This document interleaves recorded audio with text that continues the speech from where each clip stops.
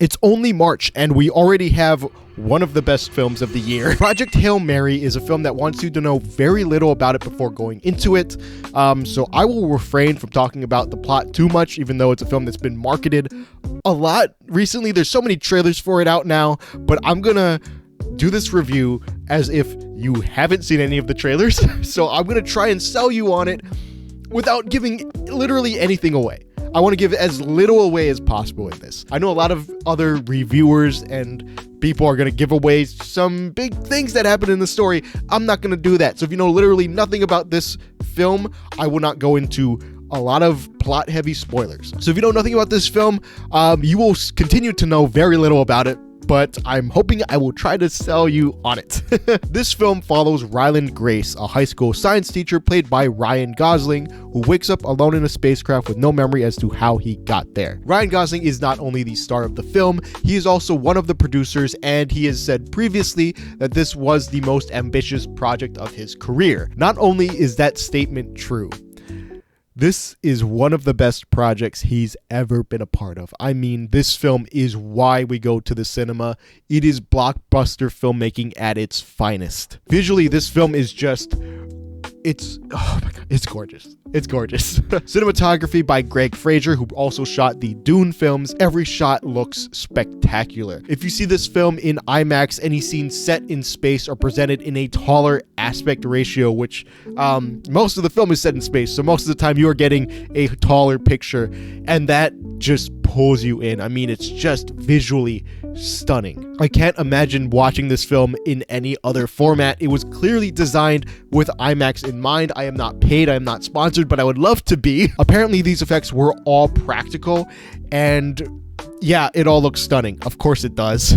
Again, I don't want to spoil anything, but just watching the film, I find that fucking hard to believe, like really hard to believe, and I mean that in the nicest way possible. That is how good these effects look. Every single cent that went into this film is on display visually. But not only is this like a technical marvel, it's also a story with just so much heart behind it. The closest thing I can compare it to really is Interstellar. This film is quote unquote hard sci-fi, where it is very sciencey and there's a lot of technical terms and this and that, but the thing is, none of that matters. What matters is the emotion behind this film and the emotion that drives our characters forward. It's a very heady concept that's grounded by very heartfelt, albeit a little simplistic emotions, much like Interstellar. But when I say it's simplistic, I don't mean that as a negative or to downplay the emotions behind this film.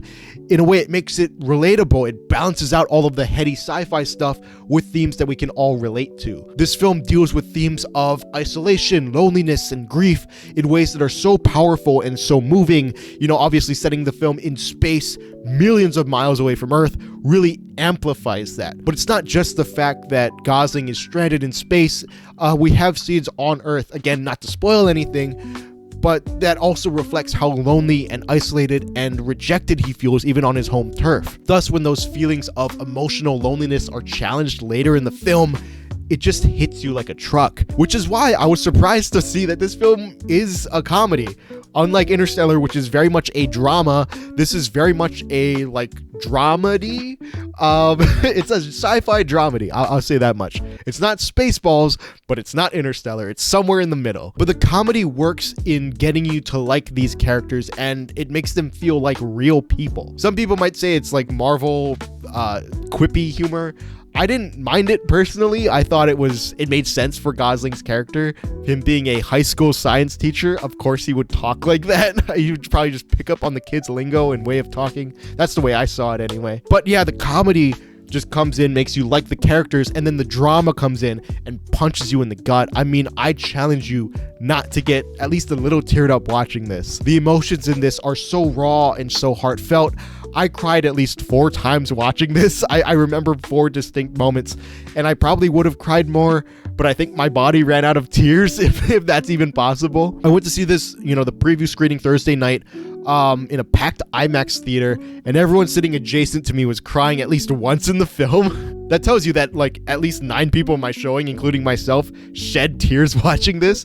But it also shows how powerful and real the performances are. And it also shows how strong the storytelling is to move us in that way. It's brilliant. The screenplay is just wonderful. I will say, however, that while I do think the script is beautifully written by Drew Goddard, who is an absolute legend, it does feel like there's multiple endings here, or multiple chances at an ending. And what I mean is that there's moments where it feels like the movie is starting to wrap up, and then something happens and it picks back up again, and it starts winding down again. Then something happens and it picks back up again. And normally that would bother me a bit, structurally, but here I was so invested in the characters and their relationships.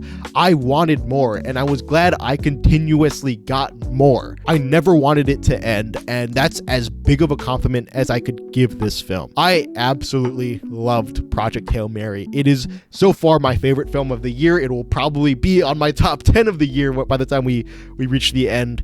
It made me feel so many things. It gave me hope, and it is what blockbuster cinema should aspire to be. Not only is it big and grand, it is also very personal, very relatable, very emotional. It harkens back to the greats like E.T. and obviously Interstellar. It will be remembered as a sci-fi classic in years to come. This is going to be a huge crowd pleaser and deserves all the money in the world. I mean, please go see this film. If you are even just slightly on the fence about seeing it, go see it. You're probably going to have a fantastic time with it. But what did you guys think of Project Hail Mary? Have you guys seen it? Let me know down in the comments below. I would love to know your guys' thoughts on it. And yeah, that's going to be it for me. So thank you guys so much for watching, and I will see you in the next one. Long live cinema.